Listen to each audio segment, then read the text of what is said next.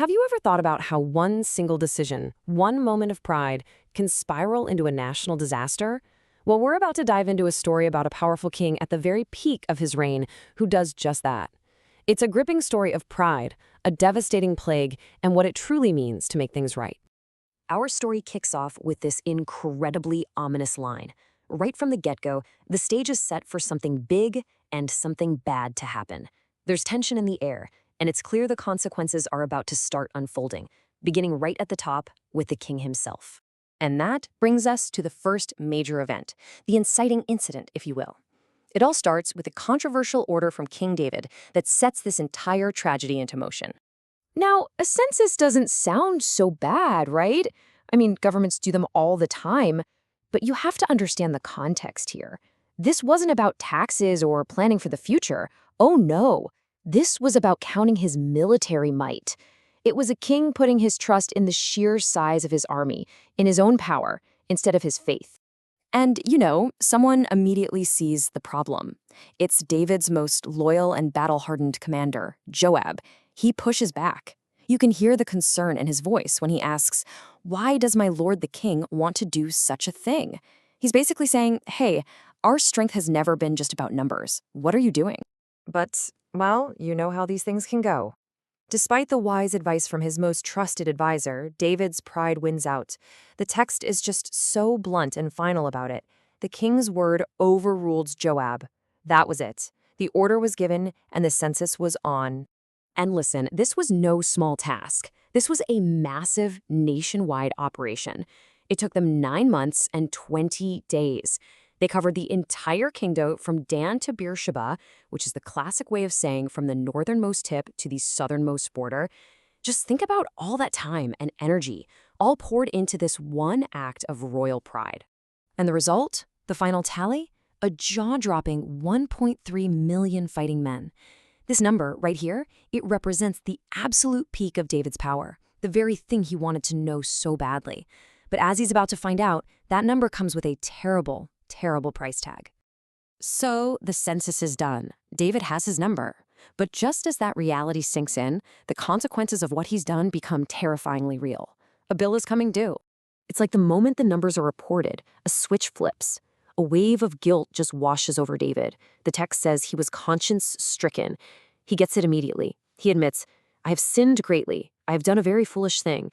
But, and this is the key, his realization comes too late to stop what's next. The prophet Gad comes to David with a message, and it is a brutal one. He lays out an impossible pick-your-poison scenario. The punishment will be one of these 3 horrific options. 3 years of starvation for the entire nation, 3 months of running for his life from his enemies, or 3 days of a devastating, unstoppable plague sent directly from God. Each one is a national catastrophe. Faced with this nightmare choice, David is just crushed. But his reasoning here is actually pretty profound. He chooses the 3 days of plague. Why? Because he'd rather put his people in God's hands, where there's at least a chance of mercy, than in the hands of his human enemies, where he knows there would be none.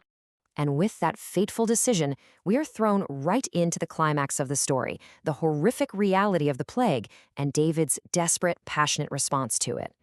The plague rips through Israel, and the cost of David's pride is no longer an abstract number on a census scroll. It's counted in human lives.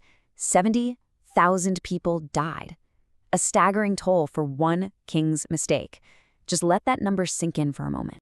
So here's the dramatic peak. The angel of destruction arrives at the capital city, Jerusalem, ready to strike it down. But at that very moment, mercy steps in. The command comes from on high. Enough. Withdraw your hand. The city is saved, literally at the last possible second.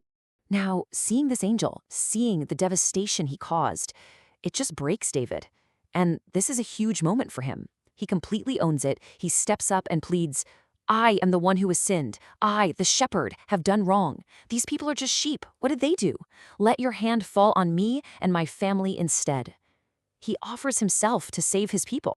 That heartfelt plea, that act of true leadership, it changes everything. The story now shifts from punishment toward resolution. We're about to see what it really means to atone for something you've done wrong. The prophet Gad comes back with one last instruction. To stop the plague for good, David has to do something very specific. He has to go and build an altar at the exact spot where he saw the angel stop the destruction, a threshing floor owned by a man named Araunah. This next part, this interaction, is really the heart of the entire story. Araunah sees the king and, being a good subject, offers him everything he needs for free: the land, the oxen for the sacrifice, the wood, the whole shebang. But David refuses, and he says something so powerful. No, I will not sacrifice burnt offerings that cost me nothing. And he doesn't just say it, he means it. He insists on paying for the land and the oxen, making sure that this act of repentance, this sacrifice, is genuine and that it actually costs him something personally. It has to have weight. It has to have meaning. So David builds the altar right there on the land he just bought. He makes the sacrifices, and with that, the story comes to its resolution. The prayer is answered, the plague on Israel is finally stopped, the land is healed, but only after an act of costly personal penance. So this incredible story leaves us with a really powerful question, doesn't it? Think about it. David said he was sorry right after the census, but the consequences came anyway.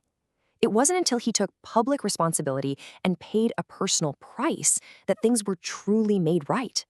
It really makes you wonder, what is the difference between just saying I'm sorry and true, meaningful atonement?